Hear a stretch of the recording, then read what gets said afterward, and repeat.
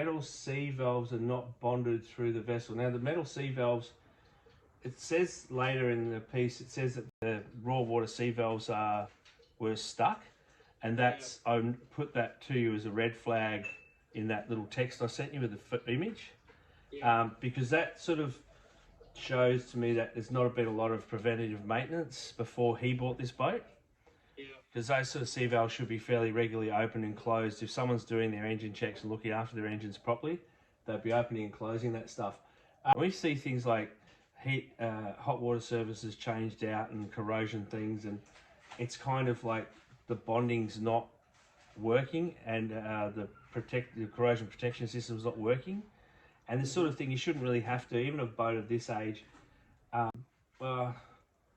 It's not uncommon for a hot water service system to rot out, but it's like anything in a boat. If you don't use it, you'll lose it.